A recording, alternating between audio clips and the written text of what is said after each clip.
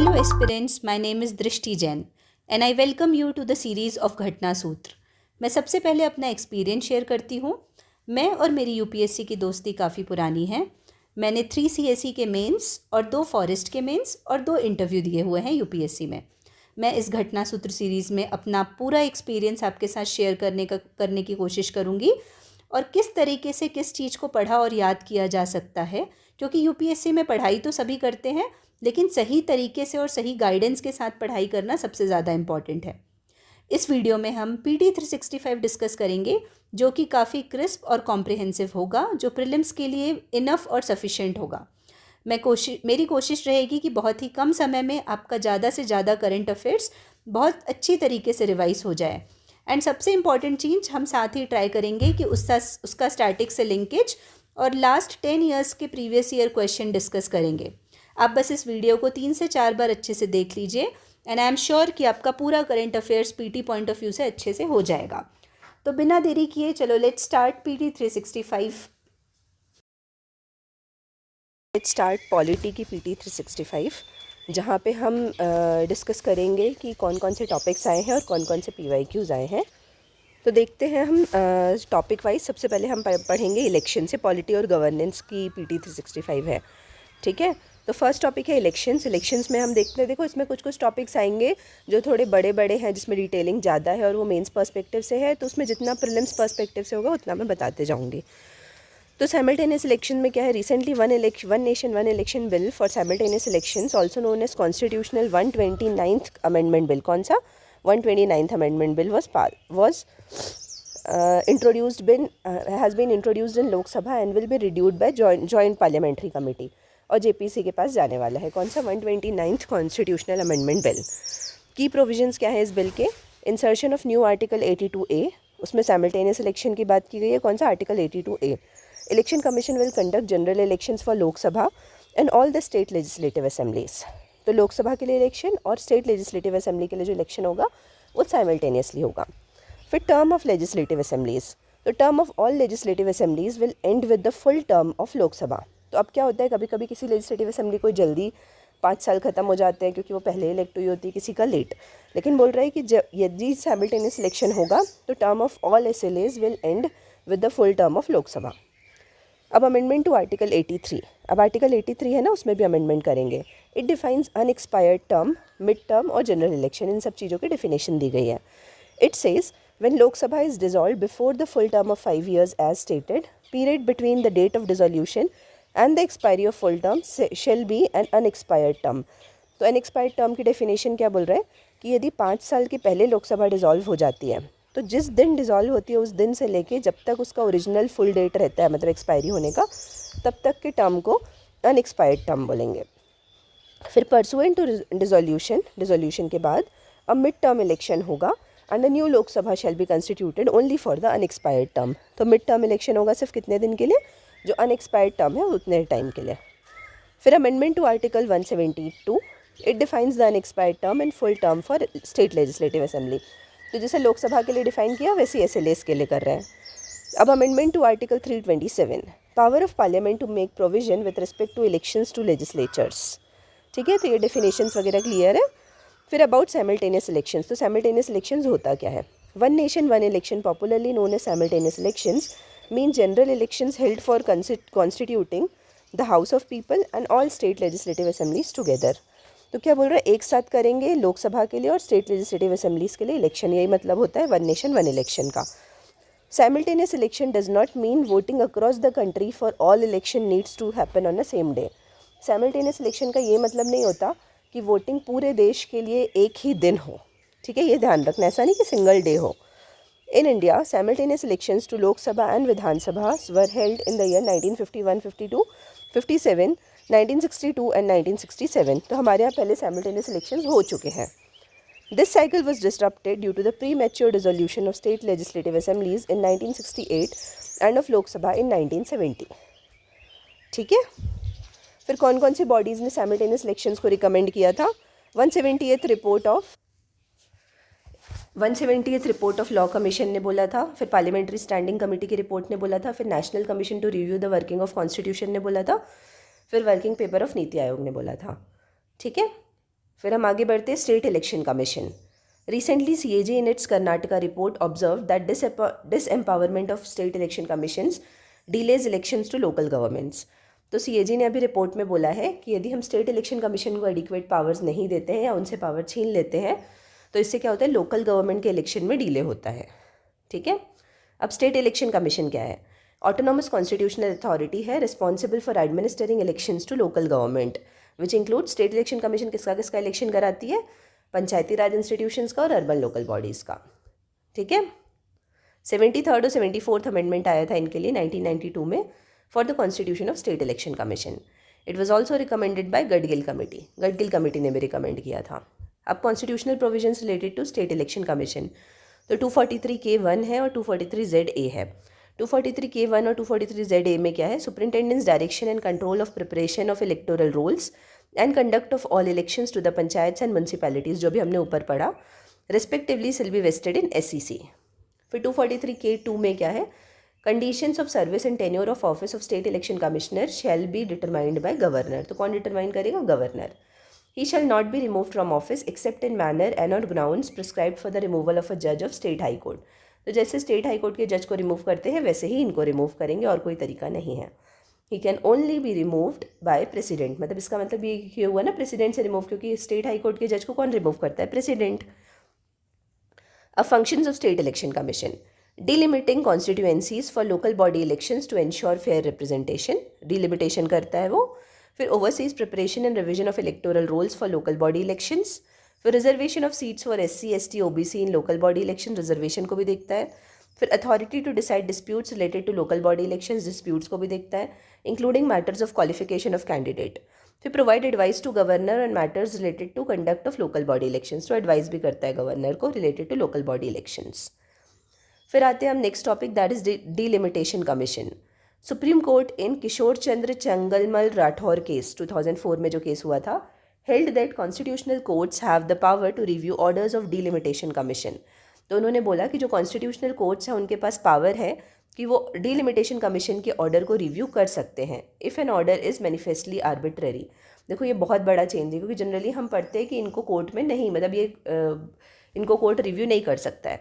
But जो 2024 का जो रिसेंट जजमेंट आया है उसमें बोला है कि रिव्यू कर सकता है यदि वो आर्बिट्रेरी हो, तो कॉन्स्टिट्यूशनल कोर्ट से रिव्यू कर सकता है. अब डिलिमिटेशन कमीशन के बारे में देख लेते हैं. तो delimitation is the process of fixing the number of seats and boundaries of territorial constituencies. तो क्या करते हैं? नंबर ऑफ सीट्स फिक्स करते हैं और बाउंड्रीज फिक्स करते हैं of each state for Lok Sabha and legislative assemblies. Responsibility of delimitation is assigned to a high power body known as delimitation commission और boundary commission. Under Article 82, delimitation is done by such authority and in such manner as Parliament may by law determine. तो कौन से article के अंदर governed है ये? 82. और कौन डिटरमाइन करता है? Parliament. In India such delimitation commissions have been constituted 4 times. तो 4 बार बन चुकी हैं, 1952 में, 63 में, 73 में और 2002 में. और ये क्या है? ये स्टैट्यूटरी बॉडी है, एक्ट से बनती है. Delimitation commissions decision are considered final and are unchangeable in any court. ये जो लाइन है ना, ये इंपॉर्टेंट है. The copies of its order are laid before Lok Sabha and State Legislative Assembly concerned, but no modifications are permissible therein by them. लोक सभा और SLAs कोई चेंज नहीं कर सकती. अब कंपोजिशन क्या है डिलिमिटेशन कमीशन का? पर्सन हु इज़ और हैज़ बीन अ जज ऑफ सुप्रीम कोर्ट, ये होगा चेयरमैन. या तो वो है और या वो रह चुका है जज ऑफ सुप्रीम कोर्ट, तो वो चेयरमैन रहेंगे. फिर चीफ इलेक्शन कमिश्नर और an election commissioner nominated by the chief election commissioner. और थर्ड है state election commissioner of the concern state. तो कंसर्न स्टेट के स्टेट इलेक्शन कमीशन. ठीक है. अब 2024 का क्वेश्चन नंबर 1 आया है डिलिमिटेशन कमीशन के बारे में. हाउ मेनी डिलिमिटेशन कमीशंस, अब भी हमने लाइन पढ़ी, have been constituted till now. ठीक है. तो ये देखना है टिल December 2023. तो इसका आंसर है 4. ये तो जस्ट हमने पढ़ा है.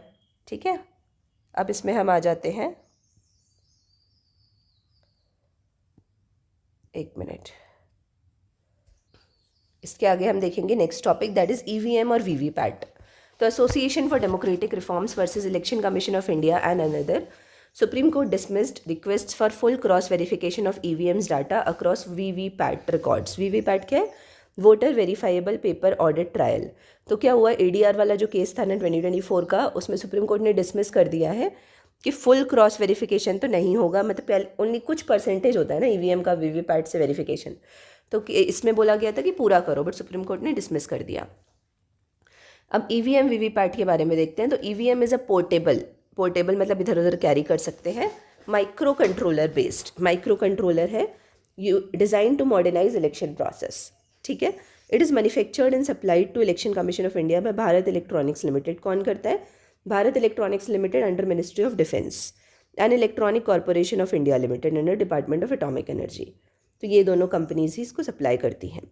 Goa was the first state to use VVPAT with all EVMs during 2017 legislative election. VVPATs were fully deployed in 2019 लोक सभा elections. ठीक है, अब जर्नी ऑफ EVM VVPAT देख लेते हैं। तो 1982 में EVMs first used in assembly by election in Kerala. उसके बाद 1989 में RPA 1951 amended to permit EVM use, तो अमेंडमेंट किया RPA में। फिर 2004 में क्या हुआ, EVM को जनरल इलेक्शंस के लिए यूज़ किया and have been used in all elections. फिर 2013 में क्या हुआ, supreme court mandated use of VVPAT in Subramaniam Swamy versus ECI case. फिर 2019 में क्या हुआ, सुप्रीम कोर्ट ने रूल किया N Chandrababu Naidu versus union of India में दैट 5 EVMs पर असेंबली कॉन्स्टिट्यूएंसी और assembly segment in parliamentary constituency require VVPAT verification. तो 5 EVM पर असेंबली कॉन्स्टिट्यूएंसी, ठीक है। उसके बाद हम देखते हैं कितने यूनिट्स होते हैं इसमें EVM में। तो 3 यूनिट होते हैं, बैलेट यूनिट, कंट्रोल यूनिट और वीवीपैट। तो बैलेट यूनिट मतलब कीबोर्ड विद 16 बटन्स जिसमें हम वोटिंग करते हैं जाके। फिर कंट्रोल यूनिट होता है मास्टर यूनिट के जैसे, रिमेन्स विद द पोलिंग और प्रिसाइडिंग ऑफिसर, जो प्रिसाइडिंग ऑफिसर या पोलिंग ऑफिसर होता है उसके पास होता है। VVPAT allows voters to verify their votes are cast as intended, तो जैसे हमने जो कास्ट किया है वो ही दिखे, वो हमको उसमें साइड में स्क्रीन में शो हो जाता है। It was introduced to have fullest transparency in the voting system and to restore the confidence of voters by ensuring the accuracy of voting systems using EVMs. अब एग्जाम्पल्स क्या है EVM VVPAT के? तो runs on battery and does not require electricity. Negating scenario of an invalid vote, तो invalid vote को ख़त्म कर दिया इसने. Does not permit more than 4 votes per minute, मतलब 1 मिनट में सिर्फ 4 वोट हो सकते हैं. Thereby deterring booth capturing, तो booth capturing नहीं हो पाती. फिर after pressing close button on the control unit there is no possibility of voting, मतलब ऐसा नहीं कि बाद में कोई हैक करके वोट कर ले, ठीक है। फिर not possible to pre program EVM in a spurious manner, तो प्री प्रोग्रामिंग भी नहीं कर सकते। समझ आए EVM VVPAT। अब हम नेक्स्ट टॉपिक देखते हैं, model code of conduct. In response to violations of model code of conduct during Lok Sabha elections, ECI has recently issued directives to political parties and their representatives to utilize social media platforms ethically. ठीक है, तो अभी जो violence हुआ था model code of conduct से related during Lok Sabha elections, तो उसमें सुप्रीम कोर्ट ने कुछ डायरेक्शंस इशू किए हैं। तो मॉडल कोड ऑफ कंडक्ट के बारे में देखते हैं। जेनेसिस है 1960 में बना था। Model code of conduct was first introduced in state assembly elections in Kerala. कहाँ पे? केरला में। फिर नेचर क्या है? सेट ऑफ गाइडलाइंस है laid down by ECI in consensus with political parties to govern conduct of political parties and candidates to ensure free and fair election ensure करने के लिए। The Election Commission derives its authority from Article 324, which provides power of superintendence, direction and control of elections to Parliament, state legislatures, President and Vice President's office. ठीक है? Although Constitution doesn't explicitly mentions about Model Code of Conduct, तो अलग से Model Code of Conduct के बारे में mention नहीं करता है Constitution.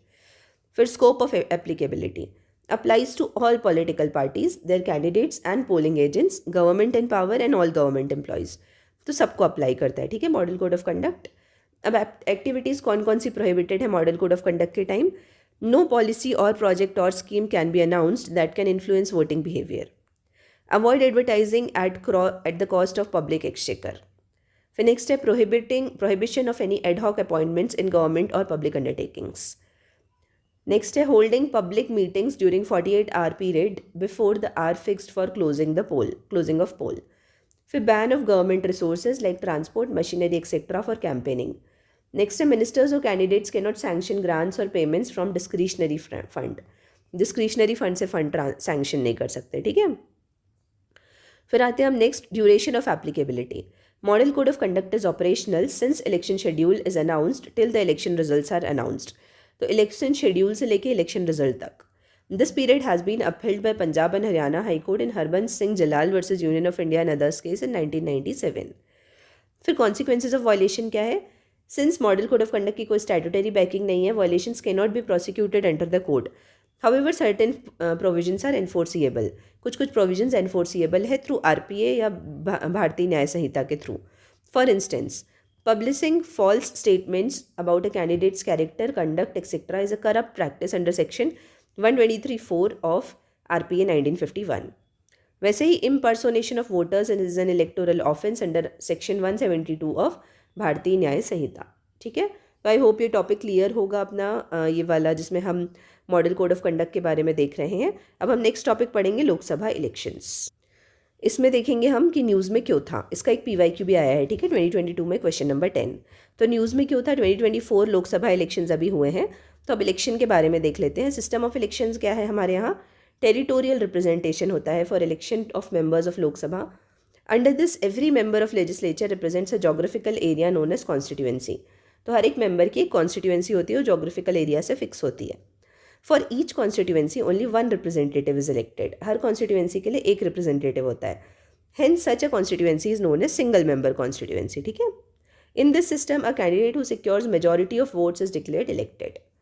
Duration of Lok Sabha क्या होती है? Normal term is 5 साल from the date of its first meeting after general elections, after which it automatically dissolves. However, President is authorized to dissolve Lok Sabha at any time before the completion of 5 years. President पहले भी कर सकते हैं 5 साल के, and this cannot be challenged in any court of law. इसको challenge नहीं किया जा सकता।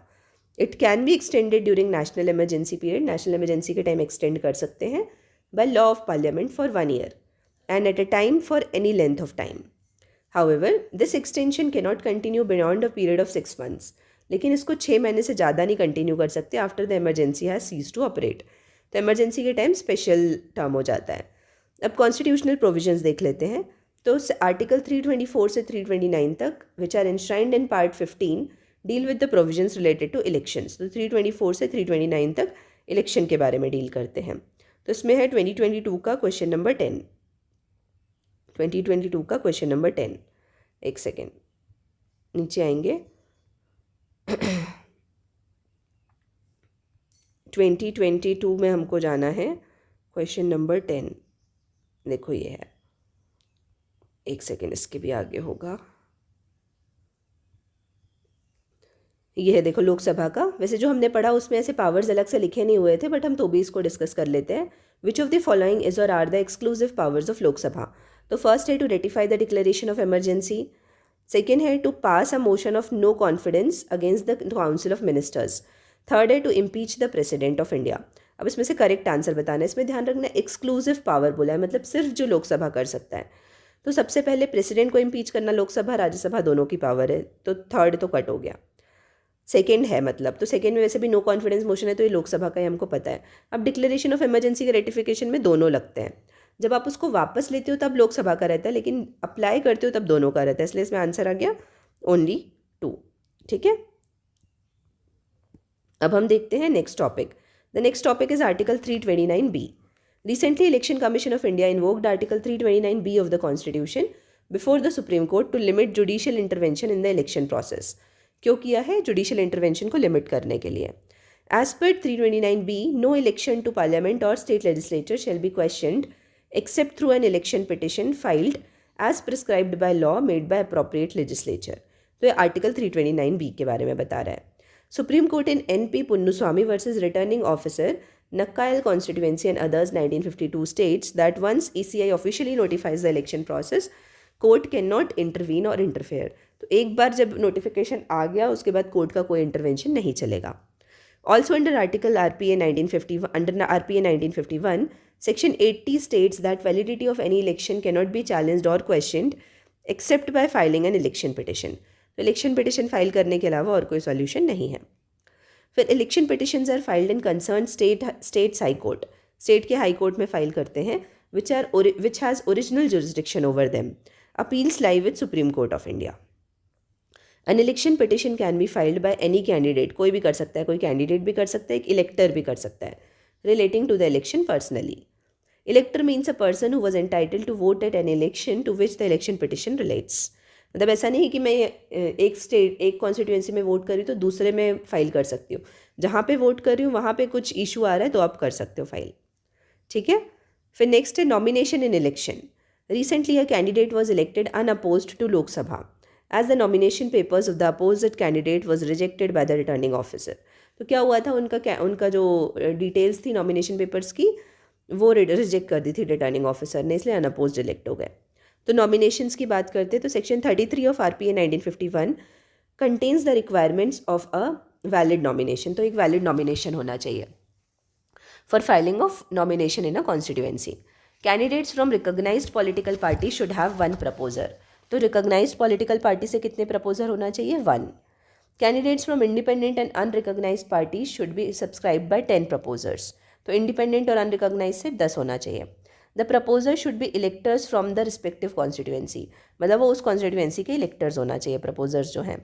फिर section 33 of RPA 1951 also deals with nominations of elections of candidates and representation of valid information. Recently, Supreme Court held that election candidates have the right to privacy. Supreme court ने बोला है कि election candidates को भी right to privacy होता है as regards to matters which are of no concern to voters और are irrelevant to candidature of public life. मतलब ऐसा नहीं कि हम पूरे प्राइवेट इन्फॉर्मेशन भी उनसे एक्सपेक्ट करें, क्योंकि उनकी भी कुछ राइट टू प्राइवेसी होती है. फिर सेक्शन 36 ऑफ RPA 1951 के बारे में देखो. Provides for scrutiny of nomination and empowers returning officer to reject nominations on the ground of any defect of substantial character. तो सेक्शन 36 बोलता है कि रिटर्निंग ऑफिसर रिजेक्ट कर सकता है यदि कुछ डिफेक्ट हुआ तो नॉमिनेशन पेपर्स को. ठीक है, अब हम आते हैं next topic, that is repolling. तो election commission of India conducted repolling for Lok Sabha general elections in various polling stations of Manipur and Arunachal Pradesh. तो रीपोलिंग कंडक्ट की है इलेक्शन कमीशन ऑफ इंडिया ने लोकसभा के जनरल इलेक्शंस में. कहाँ, मणिपुर और अरुणाचल प्रदेश में. Provisions related to repolling under RPA 1951. तो कौन कौन से प्रोविजंस है, किस किस केसेस में रीपोलिंग हो सकती है, सर्कमस्टांसेस देखना है. तो सबसे पहले first, on account of natural calamity या वायलेंस. दूसरा है ड्यू टू डैमेज और डिस्ट्रक्शन ऑफ वोटिंग मशीन. तीसरा है countermanding of election on account of booth capturing. यदि बूथ कैप्चरिंग होती है तो भी रीपोलिंग हो सकती है. On account of death of candidate of recognised political party. यदि रिकॉग्नाइज्ड पॉलिटिकल पार्टी के किसी बंदे की डेथ हो जाती है कैंडिडेट की जो खड़ा हुआ था, उस केस में भी रीपोलिंग हो सकती है. फिर अपन आते हैं साइलेंस पीरियड के बारे में. तो silence period was observed in the states where Lok Sabha elections were held. तो साइलेंस पीरियड ऑब्जर्व किया जाता है उन स्टेट्स में जहाँ पे लोकसभा इलेक्शन होने वाले हैं या होने वाले रहते हैं. तो साइलेंस पीरियड होता क्या है? Ban on political campaigning before voting, मतलब उस टाइम पॉलिटिकल कैंपेनिंग आप नहीं कर सकते वोटिंग के पहले. It begins 48 hours before the voting day and ends after polling ends. तो वोटिंग डे के 48 आवर्स पहले स्टार्ट हो जाता है और ख़त्म कब होता है? जब पोलिंग ख़त्म होती है. Some prohibitions under RPA 1951 during this period, however act does not use the term silence period. तो इसमें कुछ प्रोहिबिशंस है लेकिन एक्ट में साइलेंस पीरियड वर्ड यूज़ नहीं हुआ है. ठीक है, ये ध्यान रखना. Section 126(1) prohibits displaying any election matter during television और सिमिलर अपैरेटस और propagation of election matters through any entertainment like musical concert. तो ये सब आप नहीं कर सकते. फिर section 126A prohibits conducting exit polls and displaying their results using print और इलेक्ट्रॉनिक मीडिया. तो एग्जिट पोल्स नहीं कंडक्ट कर सकते. फिर section 126(1)B prohibits displaying results of any opinion poll. Result नहीं वो कर सकते ओपिनियन पोल के आप डिस्प्ले. फिर नेक्स्ट टॉपिक है one candidate multiple constituencies. Constitution has empowered parliament to regulate the manner of conducting elections. तो कॉन्स्टिट्यूशन ने किसको? पार्लियामेंट को बोला है कि वो किस तरीके से, मतलब वो अपने हिसाब से रूल्स बना सकता है कि इलेक्शंस को कैसे कंडक्ट कराना है. Therefore contesting from multiple constituencies has been dealt with in RPA 1951. तो मल्टीपल कॉन्स्टिट्यूएंसीज से कंटेस्ट करने वाले चीज़ को RPA 1951 में डील किया गया है. Under the act there was no limit on number of constituencies a candidate could contest till 1996. तो एक्ट में ना कोई लिमिट नहीं थी कि कितनी कॉन्स्टिट्यूएंसी से आप खड़े हो सकते हो 1996 तक. Provisions related to one candidate multiple constituency under RPA 1951. Subsection 33(7) of RPA 1951 it allows candidates to contest from 2 seats. तो अभी प्रेजेंट स्टेटस क्या है कि 2 सीट से कंटेस्ट कर सकते हैं. It was introduce through amendment in 1996 prior to which there was no bar on number of constituencies from which a candidate could contest election. पहले कोई बार नहीं था, अब 2 हो गया 1996 के बाद. Section 70 of RPA 1951 it stipulates that a candidate can hold only 1 seat at a time. लेकिन आप जीत भी गए यदि दोनों सीट से भी, तो भी आप एक ही सीट रख सकते हो अपने पास, regardless of whether he or she has been elected from more than 1 seat. Thus, if a candidate wins from 2 seats, a by-election is necessary from the seat which he or she vacates. तो यदि दोनों seat से जीत भी जाता है कोई candidate या जीत भी जाती है तो आपको एक सीट खाली करना पड़ेगा और वहाँ पे बाई इलेक्शन ज़रूरी होगा. ठीक है, तो आई होप ये समझ आया होगा. फिर नेक्स्ट है home voting. Election commission for the first time provided facilities of home voting in 2024 election. The step is in line with election commission motto no voter is left behind. तो home voting start की है, इसमें no voter is left behind के lines पे.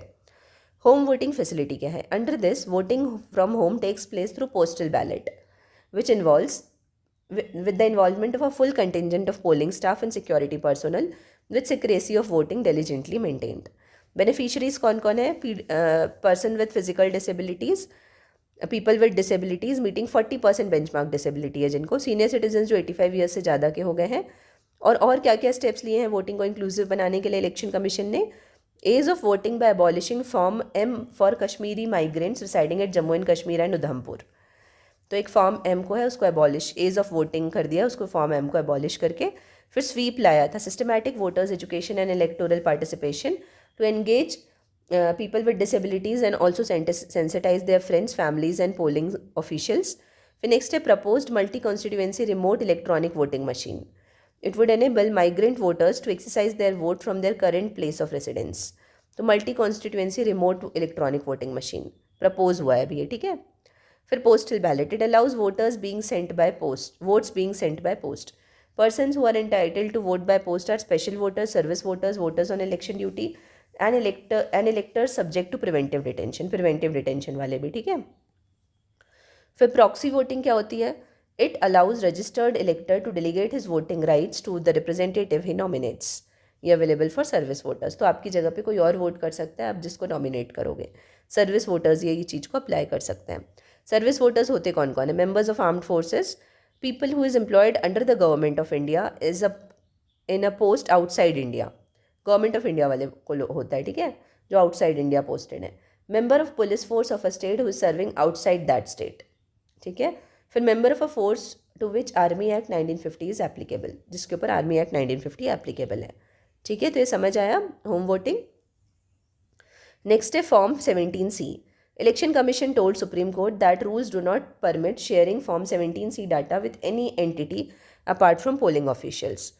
तो किसी के साथ आप शेयर नहीं कर सकते उस डाटा को अपार्ट फ्रॉम पोलिंग ऑफिशियल्स. तो फॉर्म 17C क्या है? It is associated with directions under conduct of election rule 1961. Its first part provides information related to number of eligible voters assigned to the booth, electors in the register of voters, voters who decided not to exercise their franchisee and voters not allowed to vote. ये सब data उसमें रहता है form 17C में. Its second part deals with the information like the name of the candidate and the total votes they received. तो ये सब रहता है सेकेंड पार्ट में. फिर ब्रेल साइनेज क्या होता है? Election department of Puducherry will provide Braille signage in English and Tamil in electronic voting machines. तो इलेक्शन डिपार्टमेंट है जो पुडुचेरी का, वो बोल रहा है कि ब्रेल साइनेज प्रोवाइड करेगा इंग्लिश में और तमिल में in electronic voting machines in all 967 polling stations.